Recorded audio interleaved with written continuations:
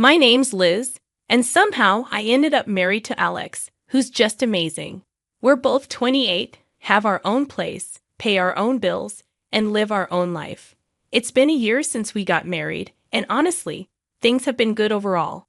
But there's one little problem. Alex's parents. Now, don't get me wrong, I didn't expect to be like the perfect daughter-in-law right from the start. But I also didn't expect to feel like I'm not wanted in their family. The first time I met Alex's parents, especially his mom Jane, it felt really uncomfortable. Jane looked at me like she was trying to decide if I was annoying or just boring. It was like she made up her mind about me before I even said hello. Alex had warned me that his mom could be a bit difficult. He said, "She can be a bit much, but don't take it personally." So I tried not to let it bother me. But during dinner, when I was passing the salt, Jane brought up Alex's ex-girlfriend Stephanie and how great of a cook she was. Alex just nodded, looking uncomfortable. I sat there feeling invisible while they talked about Stephanie like I wasn't even there. It hurt, but I tried to hide it with a smile. I even tried to join in, saying Stephanie sounded like she was a great cook. Jane smiled back at me, but it didn't seem genuine. Later, I talked to Alex about how I felt. It seemed like his mom was comparing me to his ex-girlfriend. Alex hugged me and reassured me that I was the one he chose, and that's all that mattered. I wanted to believe him. But little did I know that Jane had ulterior motives, and I was the pawn she was ready to sacrifice in her game. Living with an allergy isn't just inconvenient. It's like having a shadow that constantly whispers danger in your ear. Since I was a kid, peanuts have been my worst enemy. It all started with a spoonful of peanut paste and a trip to the emergency room, leaving my parents with a clear message: keep her away from peanuts and a bunch of other foods if you want her to grow up. It's not just peanuts, though. Soy, peas, cherries, almonds, tomatoes, apricots, bananas, and even potatoes are all off limits for me. It's a list that makes waiters raise an eyebrow and friends hesitate to invite me over for dinner. And my mother-in-law, Jane, knows this list by heart. Yet she somehow questions it every time we're over for dinner. "Are you sure you can't even have a little bit of this pie? It's got almond extract," she'd ask, with a tone that ranged from concern to disbelief. I'd politely decline, though I'd rather not. Once at a family gathering, while I was trying to find something safe to eat at the buffet, Jane swooped in with her voice dripping with sweetness. "Liz, you must try this casserole." I made sure it was Liz-friendly, she announced. But her nurturing words didn't match the glint in her eye. Alex intervened, asking if the casserole contained cream of mushroom soup. Knowing that many brands include soy, which is a big no for me, Jane's smile faltered, and she tried to assure us it should be fine, but we both knew it wasn't. I've learned to tread carefully in this world of food allergies. Eating out becomes a strategic operation.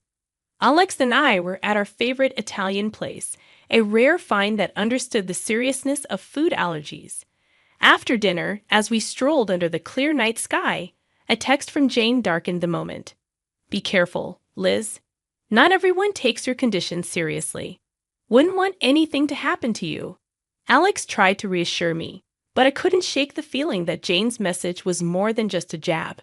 It was a warning, a reminder that my allergy made me vulnerable, not just to food, but to people like her who saw it as a weakness to be exploited.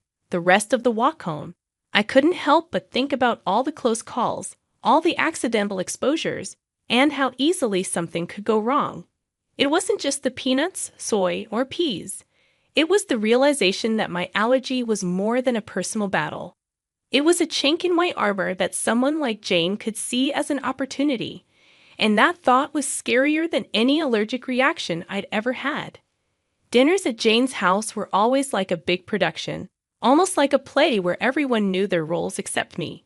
I was the wild card, the one who could unintentionally cause a scene with a single bite. Alex tried to make it better, but there's only so much you can do when you're playing in someone else's home court. One particular evening, the tension was thick. Jane was bustling around, placing dish after dish on the table. I sat there, my plate empty, trying to figure out what I could eat without ending up in the hospital. Jane passed the green beans to me, calling them divine. But something seemed off. "What's in them?" I asked. "Oh, just a touch of almond slivers for crunch," she said dismissively. I stopped Alex from reaching for them. "I can't eat those, remember? Almonds are a no-go for me." Jane feigned surprise, but her reaction was fake. "Oh dear, I must have forgotten. Silly me." Alex stood up, his voice firm with frustration. "Mom, this is serious. Liz could end up in the hospital." Jane's eyes narrowed slightly. "I just wanted to make something nice. It's not my fault Liz has all these allergies." The room fell into an uncomfortable silence. The other relatives glanced around, unsure where to look. I felt embarrassed, with a flush creeping up my neck. Alex's dad, Mark, tried to break the tension. "Let's just enjoy the meal, shall we? There's plenty Liz can eat." But the damage was done. The rest of the dinner passed in strained politeness, with Jane asking pointed questions about my allergies as if she were taking notes for next time. Later, when Alex and I were alone, he apologized. "I'm sorry, Liz. I should have double-checked everything before we came." I shook my head, tired of feeling like a problem to be managed. "It's not your fault." "I'm starting to think your mom does these things on purpose," I told Alex. He didn't respond, but he didn't need to. We both knew the truth. Jane was serving up a side of malice with every meal, and I was the main course. I could always tell when Jane had been working on Alex. He'd get this distant look in his eyes, like he was seeing me but also seeing through me, weighing her words against his own judgment. This particular evening, it was like a cloud had settled over him, and I knew it before he even said a word. "Mom thinks we should consider." "Well, she thinks we might not be thinking about the future enough," Alex muttered, not meeting my eye as he fumbled with the TV remote. "The future?" I asked, a sinking feeling in my gut. "Yeah, you know kids and your health issues," he continued, the word issues hanging awkwardly in the air between us. I felt a tightness in my chest. "She talked to you about my allergies again, didn't she?" He sighed, setting the remote down. "She's just worried. Liz. She thinks it's a lot for us to handle, especially if we want a family." I bristled. "We've talked about this. I've managed so far, haven't I? And there are plenty of people with allergies who have kids." Alex ran a hand through his hair, a sure sign he was stressed. I know. It's just, she has this way of making me doubt things." The room was quiet for a moment, the tension thick. I watched him, this man I loved, wrestling with the seeds of doubt his mother had planted. "Alex, do you doubt us?" I asked, my voice barely above a whisper. "No." He looked up finally, his eyes clear and firm. "I don't. I just hate that she keeps bringing it up. I hate that it makes us fight." I reached for his hand, our fingers intertwining. "We're not fighting. We're on the same side, remember?" He nodded, pulling me into a hug. "You and me against the world, right?" "Right," I said. But as I held him, I couldn't shake the feeling that Jane's words were like weeds threatening to grow wild and choke the life out of the beautiful thing we had. And I knew then that it wasn't just my allergies that needed managing. It was the doubts that could seep into the cracks of even the strongest relationships. The news of my pregnancy came as a surprise, a happy one for Alex and me, but a complicated one for everyone else. The day we announced it to his parents, Jane's reaction was like watching a robot trying to mimic human emotions. A pause, then a smile that didn't quite match the situation. "We're going to have a baby, Mom," Alex said, his voice a mix of pride and caution as he gauged his mother's reaction. "That's wonderful," Jane managed to say, the words sounding foreign in her mouth. "We must have a family dinner to celebrate." I was skeptical. Celebrations at Jane's were never just celebrations. But I saw the hopeful look in Alex's eyes and agreed. The night of the dinner, the house was buzzing with relatives. Jane was the perfect hostess, floating from guest to guest with a grace that felt almost genuine. When she reached us, her smile was practiced. "Congratulations, Liz," she said. "This is such a joyous occasion." "Thank you, Jane," I replied, trying to match her formality. "We're excited." Alex wrapped his arm around my waist, a silent thank you for playing along. As dinner approached, I felt the familiar anxiety. A table full of food was a minefield for me. But tonight, I hoped would be different. The table was a feast, dishes upon dishes laid out. And I felt every eye on me as I hesitated, my hand hovering over the options. Go on, dear, Jane urged. Eat up, you're eating for two now. I weakly smiled, choosing the safest options, vegetables and rice, plain and simple. But as I reached for a slice of bread, Jane stopped me. Actually, maybe not that one, she said quickly. I'm not sure if the baker used soy flour. I paused, bread in hand, and met her gaze. There was a flicker of something there, concern, or was it a challenge? Thank you for letting me know, I said, putting the bread down. But the warning bells were already ringing in my head. How did she know about the soy flour? It seemed too close a call, too perfect to save. The rest of the meal passed in a blur, congratulations mingling with the clinking of glasses. But I couldn't shake the feeling that Jane's hospitality was a veneer, and beneath it lay a trap set and waiting for just the right moment. The family dinner in honor of our future baby was nothing short of a banquet. Jane had outdone herself, and there was a spread that would make a Thanksgiving dinner look modest. But my stomach was in knots, not from hunger, but from fear. Every dish was a potential hazard, a hidden enemy that could send me to the hospital or worse. As we all took our seats, the chatter around the table was lively, filled with the usual family gossip and stories. Jane was at the head of the table, presiding over the feast like a queen in her court. She called everyone to attention with a gentle tap of her glass. Before we begin, I just want to say how thrilled we are to be celebrating Liz and Alex's upcoming addition to our family, Jane announced, her voice steady and clear. There was a round of cheers and applause. I forced a smile, feeling Alex squeeze my hand under the table. Thank you, everyone, I said. We're really looking forward to this new chapter in our lives. The meal began, and I tentatively picked at my food, choosing the simplest items. Alex watched me, his brow furrowed with concern. You doing okay? He asked quietly. Yeah, just being careful, I replied, pushing a roasted potato around my plate. Jane's eyes were on me, and I felt like a specimen under a microscope. Liz, you haven't touched your salad, she said, her voice tinged with forced cheerfulness. The dressing is on the side, just as you like it. Thank you, Jane, I said. I'm just not much of an appetite tonight. As the dinner wore on, the tension grew. Every time Jane offered me something, my anxiety spiked. The room felt hot, the walls inching closer with each passing minute. Then came the cake.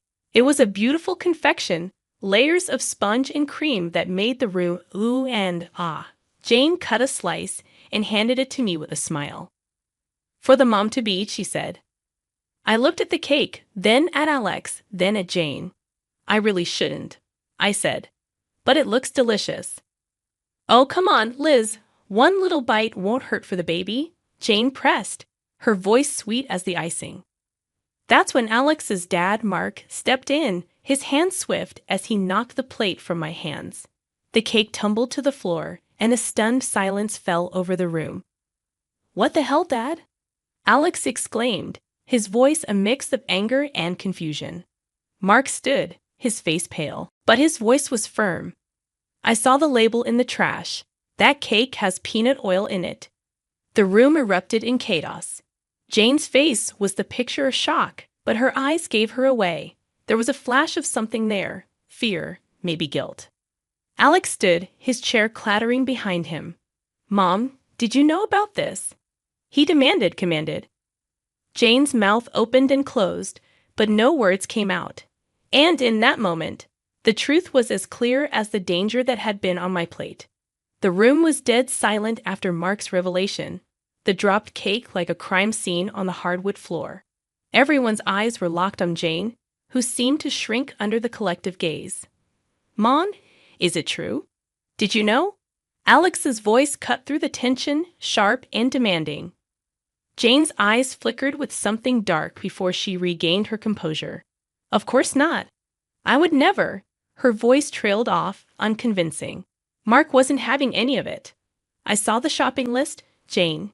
Peanut oil for cake. It was right there in your handwriting, he said, his voice steady but laced with disappointment. The murmurs around the table grew louder, a mix of disbelief and anger bubbling up from the family. Alex was shaking his head, his hands balled into fists. How could you, Mom? Liz could have died. I was frozen in my seat, the gravity of the situation anchoring me down. This wasn't just carelessness or forgetfulness, it was intentional. Jane's mask finally slipped, her face twisted in anger. I didn't want it to come to this, but she's not right for you, Alex. She's weak, and now she's bringing a child into this world who will be just like her. Alex took a step toward his mother, incredulous. Weak? Liz is the strongest person I know. And you? How could you be so cruel? I could feel the eyes on me, waiting for me to break down, to crumble under the weight of Jane's words. But I didn't. Jane, I said, my voice surprisingly calm, you've made your feelings very clear. But this is not just about me. This is about a family, your grandchild. Jane looked away, her jaw clenched, and for the first time, I saw the hint of fear in her eyes. Maybe she realized that her actions hadn't just endangered me, but her relationship with her son, her reputation, everything. The rest of the evening was a blur. There were arguments, tears, and hushed conversations as the family tried to process what had happened. Alex and I left early, the weight of the evening heavy on our shoulders. We didn't speak much on the drive home. What was there to say? The truth was out, and with it, the facade of a polite, if not happy family, was shattered. The drive home was quiet, the kind of silence that's heavy, filled with things unsaid. When we finally walked through our front door, Alex and I just stood there, the echo of the night's drama still ringing in our ears. Alex was the first to break the silence. I can't believe my own mother would do something like that, he said, his voice hollow. I sat down on the couch, the cushion failing to comfort me. I know it's a lot to take in. He sat beside me, taking my hands in his. I'm so sorry, Liz. It's unforgivable. I looked at him, seeing the pain in his eyes, and my heart ached. It's not your fault, Alex. We couldn't have known she'd go this far. But the truth was there, hanging between us. Jane had crossed a line, and there was no going back. The family was in pieces. Some stood by us, shocked and appalled by Jane's actions, while others struggled to wrap their heads around the reality of the situation. The next few days were a whirlwind. Alex's phone buzzed constantly with messages and calls. Relatives wanted to express their shock, their support, their apologies. And through it all, there was a deafening silence from Jane. No apologies, no explanations, nothing. Alex finally broke the news to me a week later. Dad's left her. He can't get past what she did, he said, his voice heavy. It's been a long time coming. I wasn't sure how to feel. Relief, sadness, pity. And Jane? I asked tentatively. She's not handling it well. She's alone now, Alex replied, a twinge of something like regret in his tone. We sat in our living room, the walls we'd painted together, the furniture we'd picked out during countless trips to the store. It was our home, filled with our memories, our love. And outside, there was a storm brewing, one that threatened to uproot everything we knew. But in that moment, I realized that no matter what happened, we had each other. We were a team, about to bring a new life into the world. And that was what mattered. I love you, Liz, Alex said, pulling me close. I love you too, I whispered back. The fallout from that night would linger, the scars it left on our family would take time to heal. But as I looked at Alex, at the life we'd built, and the future we were about to embark on, I knew that we'd weather any storm together. And as for Jane, she was a chapter in our lives that we had closed, a story that we wouldn't let define us. From now on, it was just us, our baby, and the road ahead. Whatever it brought, we face it together.